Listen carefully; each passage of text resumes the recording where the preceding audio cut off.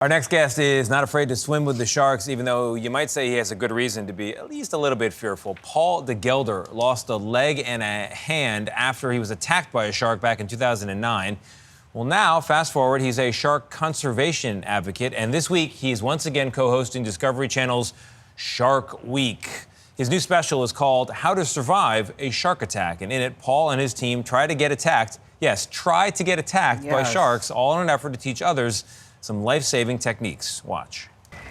They're coming in from every direction now. Watch out! Out in the open ocean, Paul and Blake are trying to survive, being stranded at sea and surrounded by sharks. They're getting aggressive. Coming out your back. Blake on your right. Paul, getting a little scary. Ah, that one bumped me. Whoa. Well, for the record, I don't feel comfortable with this guy. Those reefs are active today. You don't need to beat the ocean. You just need to survive long enough for someone to find you. First on CBS Mornings, Paul de Gelder joins us now. Paul, it's great to have you here. Nice to be back. You're always compelling, and this show's fantastic. But you admit that doing what you're doing is against what would appear to be common sense, and yet you're doing it anyway. Why? And yet people go in the ocean every single day against their natural common sense, knowing there's sharks in there, knowing there's jellyfish, knowing there's all kinds of beastie and aliens in there. We still do it because we love it. And but you say you're doing it to help all of us, is what you keep saying. Yeah, that's true. I don't want people to have to go through what I went through. It's no fun. It hurts. There's a lot of recovery going on. You do get some cool limbs, like I was showing you earlier. That's sweet. You know, it impresses the kids. But so in the experiment, when you were trying, it is impressive. It is when you were trying to impresses the kids. When you were trying to get attacked by sharks in the show, you had a prosthetic you were hoping they would rip off. Is that the goal? Yeah. Well, if we're going to do it, we want to do it for real. I like to show people by actions. When I was in school, I didn't do that well because I was sitting in class listening and writing. But in the military, I did really well, because they train you by doing. And so I want to show people by doing for those that might not want to sit down and read a scientific study. They get to watch, they get to see what happens when a shark bites someone. What do I do if someone next to me gets attacked by a shark? What do I do if I get attacked by a shark? Let's show them exactly what to do. We've got professional medics on the scene. We've got professional shark divers and shark feeders with me underwater. So this is about as controlled an environment as you're going to get. And you show us sometimes, even in slow motion, you give us 4 things.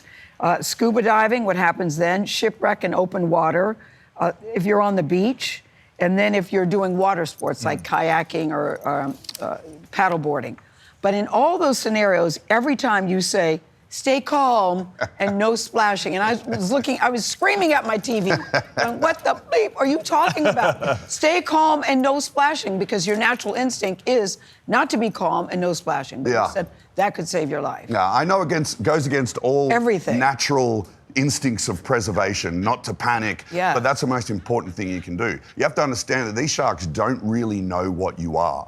You're almost the same size as them, and they don't want to fight. That's why they have the nictitating membrane on their eye, or they roll their eyes back, because they want to protect their vulnerable parts. Gotcha. And so we have to prey on their survival instincts as well. Yeah. Stand your they ground. don't want to hurt you. Stare it down. Yeah. They know when you're watching. They don't want to attack you when you're watching. They want an easy target. That's why the tiger sharks always sneak up on us from behind. You turn around and you see them, and they go, oh, nah. I was going that way. Yeah. You're not the only one who has swum with sharks, Mr. Paul. Nate, go ahead. Yeah, I was swimming with sharks. We were talking during the commercial break. I was in Oahu swimming with Galapagos sharks. Oh, there's Nate. And I got a little bit of a crash course. Like Gayle is saying, don't splash, stand your ground. Also, they told me don't go below the sharks. They don't want to feel like you're beneath them, because that's where the predators come from. Exactly. And then most of the time you'll drive them away if you do that. And if you're swimming with sharks, you're not there to drive them away.